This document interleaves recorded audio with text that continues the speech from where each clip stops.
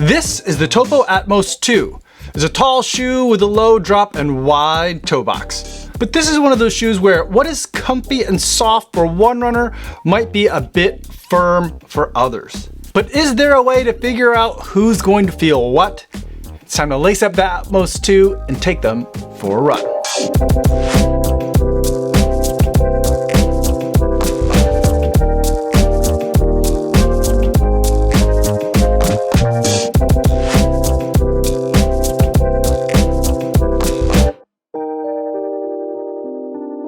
Yo, what's going on? My name is Kafuzi and I'm an elite runner who reviews running shoes here on YouTube. And today I want to talk to you guys about the Topo Atmos 2. But before I give my thoughts on this shoe, I do want to go over some disclosures. This is a pair of shoes that Topo sent to me for the purpose of review, so I didn't have to pay for these shoes. However, nobody's paying me to make this video or to include their brand in this video, and no one's gonna get a chance to preview any of my footage or my thoughts before you guys get a chance to see this video on YouTube. So with that disclosure out of the way, let's talk about the Topo Atmos 2, and let's start with the specs. This is a 40mm stack height shoe with a 5mm drop. As far as I know, every Topo shoe is a 5mm drop shoe. And for this shoe, that means that there is 35mm of stack height in the forefoot.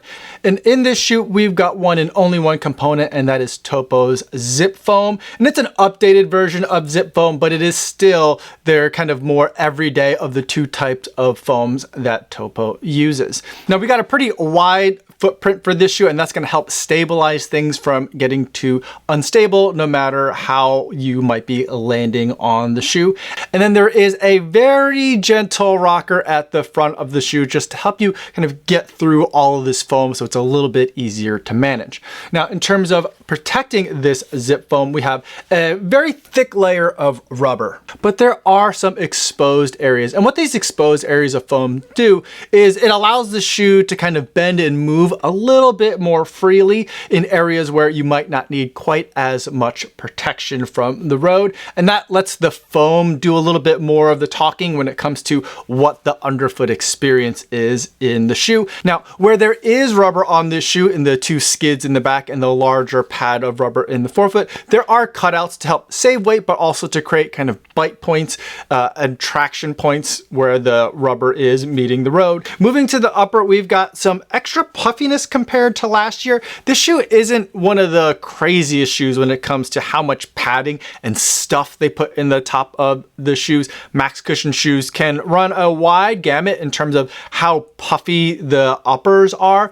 Most of the brands are putting a lot of extra foam at the top to make it feel more comfortable when you are stepping into the shoe or if you're just standing around in the shoe. But for me, I feel like a lot of that stuff just puts a little bit of extra pressure on the foot, and in summer months, we're not in summer months anymore, but in summer months, it also creates just a giant sweat sponge. I feel like they strike a nice balance in the Topo Atmos 2. There is a little bit of padding in the tongue, and there is a little bit of padding throughout this heel cup, enough to make it more accommodating of a fit to a wider variety of foot shapes, but not so much that I feel like I'm stuffing my foot into a big pile of foam. The upper material is soft, but it's not terribly stretchy, and it is very wide. They have a foot-shaped toe box for all Topo shoes, so you're gonna have a little bit more room for your toes to splay, and especially you'll have more room for the pinky toe than you would in most other brands. Now when it comes to the heel cup, there is quite a bit of structure in here. It's not super rigid, but there is a lot of it. They want to create a socket for your heel to sit inside as you're in the shoe so that your foot isn't moving around too much. And the other thing that I will note is that they do have an Ortholite liner in this shoe. Last year's shoes also had a really thick Ortholite liner. That is also going to help with some of the step-in comfort, but also when you're running in as well, you're going to feel some additional softness from that Ortholite. Altogether, this shoe comes in at a respectable stated weight for a shoe in this category, 9.9 ounces or 280 grams.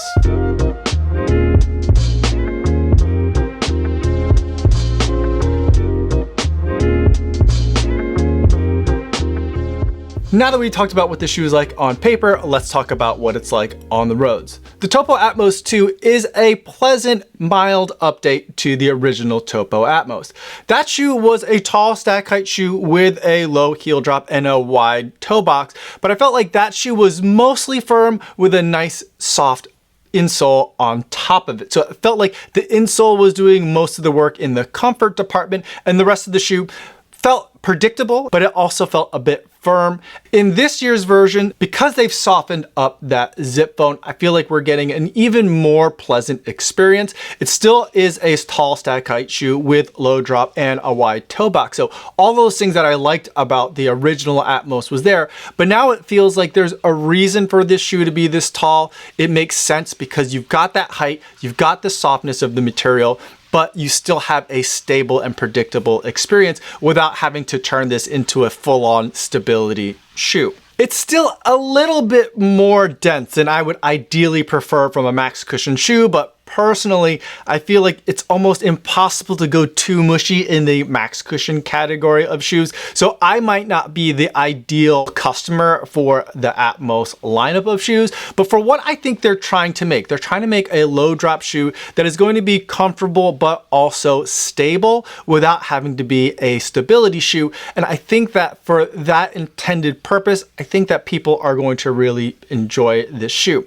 And I think part of the reason why I feel like this shoe might be a little bit on the firm side and why some people might think it's really nice or maybe even too soft compared to what they normally like to run in is I think coming down to a variety of factors, but I'll boil them down to kind of like two parameters. One is, I think, ground contact time. And so I think that for people that are going to be getting this shoe because it's comfortable to be standing in, maybe you're on your feet a good portion of the day, or maybe you're looking for a really good walking shoe, I think the amount of time that your foot is in contact and pressing into the foam with each step is a little bit different than when you are running in a shoe, whether you're running at recovery paces or at faster paces. Those are going to be different, but those will be kind of in one category, and that's going to be a very different category than standing and walking.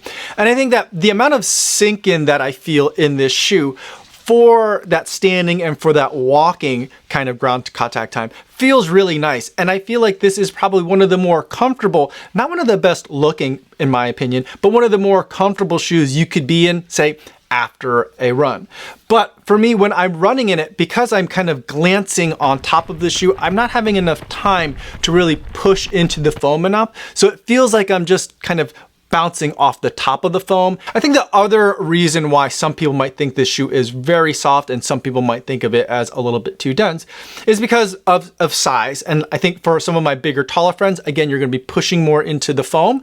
I think that you're gonna feel a nice sense of softness. You're gonna get the sense that the foam is catching you a little bit more and then also responding back. For me and for my smaller, shorter friends, I feel like they're going to be still bouncing off the top of the shoe, much like the conversation about ground contact time. So you're not giving the foam enough time and enough energy into the foam to really push it to do what it can really do. And so for runners like me, we're not getting the full benefit of what zip foam can do, and we're left with it feeling a little bit on the too firm side. And that's where I think we can have so many differences in terms of what's soft and what's not soft. Everyone thinks that it's something where I can like poke a meter into a shoe and give you a definitive number or a ranking on a scale. But it's really not that simple. It's multifactorial. And even with me giving the parameters of ground contact time or size and weight, I think even that oversimplifies what makes a shoe feel soft. Now, some other things to consider about this shoe are the low drop and the wide toe box. As far as fit goes, I went with my usual running shoe size and it felt great in this shoe. I felt like it was a nice amount of sizing through the middle of the foot and through the heel. And then for my toes, I'm deep into marathon training right now, so that pinky toe is getting beat up like crazy. So getting into that Atmos 2 was really nice. There was plenty of room for that toe, and for all of my toes for that matter. There was also plenty of height or volume of that toe box, as well as there was width or space for my toe. So I felt like the fit is on point on this one. And I'd say that's generally been the case with every Topo shoe that I've ever tested before.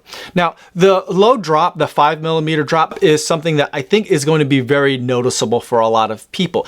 Now, some of you have run in shoes that are even lower drop, 4mm or even 0 drop shoes.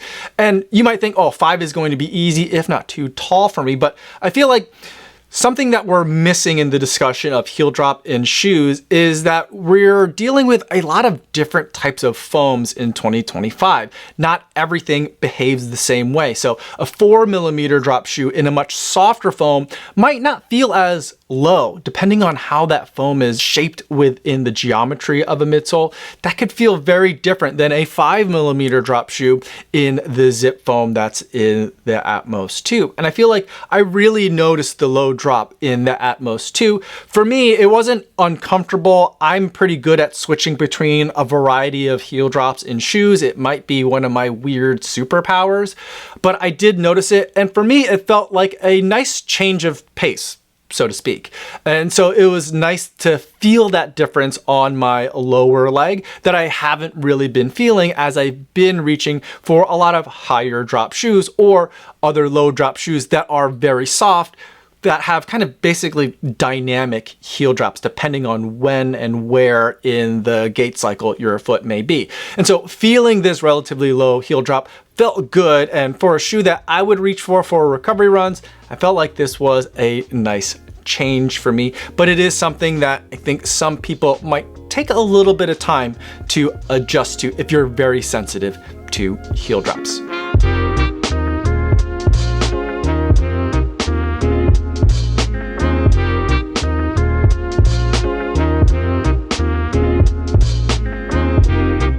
Now, before we wrap up this video, let's take a moment to zoom out and see where the Atmos 2 fits within the broader Topo lineup. Now, whenever I take a look at a brand, I always like to start with the daily trainer. And from Topo on the roads, that is the Phantom. This is version 4. This is still on my to-do list of shoes that I need to review, but it's another zip foam shoe that is using a wide toe box and a 5mm drop, but it is lower stack height than the Atmos is, and this is the shoe that they're intending that you use for most of your runs for most of your days.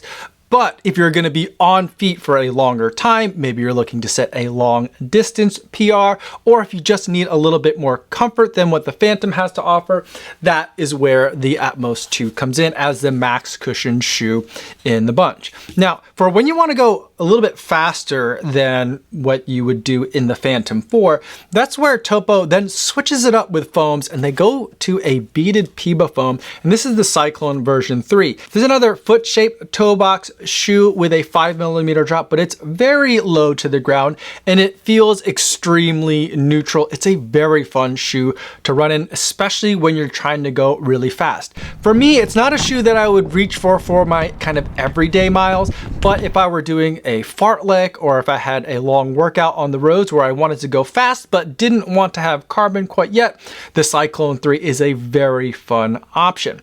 Now, speaking of carbon, Topo doesn't have any carbon plated shoes in the lineup yet, as far as I know, at least for the roads. And I think for the trails, that's the case as well. But they do have another beaded Piba foam that is a little bit more long run oriented, and this is the Spectre version 2.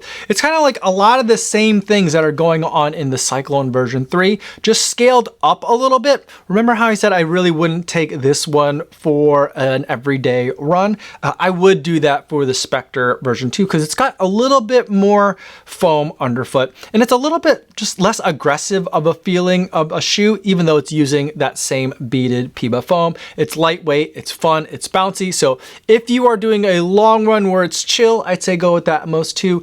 If you're going for a long run that's got some workout miles in it, that's where I'd reach for the Spectre 2. And these are the 4 shoes that I think make up the core of the Topo running lineup today.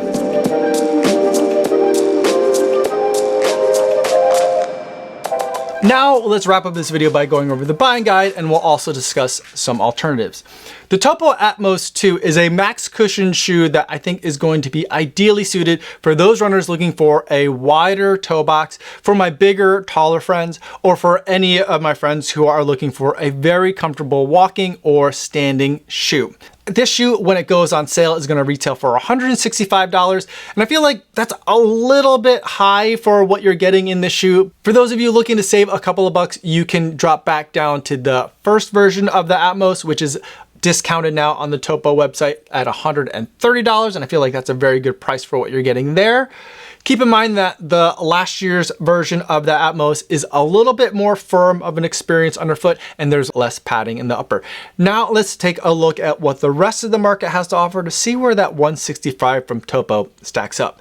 Now the first shoe that comes to mind is the first shoe that I always think about when I'm thinking about max cushion shoes, and that's from Hoka. This is the Bondi 9. This is also a 5mm heel drop shoe that also has a rocker to help you wrangle all the foam. And there is a lot of width in these shoes to help prevent the shoe from becoming unstable regardless of how your foot initially hits the ground. Now, in terms of fit, we've got the wide toe box in the Atmos, and from the Bondi, I feel like it's very snug, too snug for what this shoe type is. And in fact, I've been recommending for people to go up half a size when they are picking up the Bondi. Otherwise, I feel like it's just a bit too snug. Now, the thing about these two shoes that I think is very different is that I love what Hoka has been doing with the Bondi in terms of modernizing it, giving me a lot of stack height, giving me a lot of soft compression, but also giving me a lot of bounce. So it's been a lively max cushion shoe. Not that I need it to be a speedwork kind of shoe,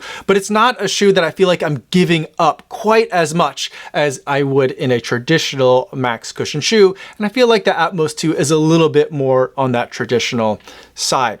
And because of the differences in the foams that are being used in each of these two shoes, I feel like with the Atmos 2, I'm really feeling that 5mm heel drop combined with the rocker. I feel like those two things together, it's a mild rocker. So I feel like I have to work with that 5mm.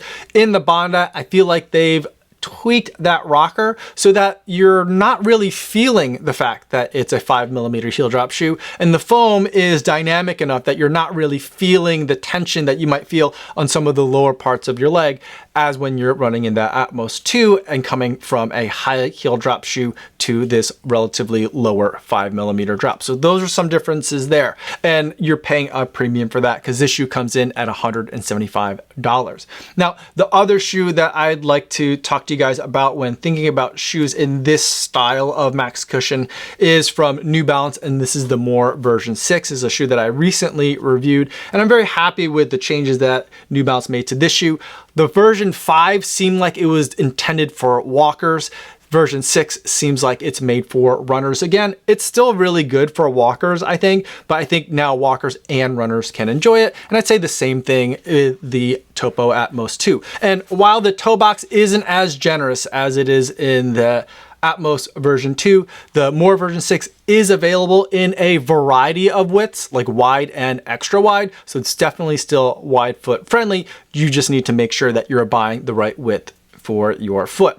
Now for the More, you have a 4mm drop on this shoe. And again, because of the way they're using the rocker and because of the way that the foam is a little bit more dynamic, it doesn't feel like I'm wrangling a 4mm shoe, again, in contrast to what I feel like is the noticeable sensation of the 5mm drop in the Atmos 2. That could be a plus for you, that could be a minus, but I'm telling you which one I feel it in and which one I don't. And the More version 6 is the tallest of the shoes that I've talked about today, coming in at 44mm of stack height, which means there's 40mm of that Fresh Foam X foam in the forefoot. So a lot of shoe here, but it is the cheapest of the three shoes that I've been talking about, as this one comes in at $160, and I really like that price. So those are my thoughts on the Topo Atmos 2. Let me know in the comments down below if you have any other questions about this shoe or any of the shoes that I talked about today. Or better yet, stop by the live stream that I do Mondays and Thursdays over on the Kofuzi Run Club channel.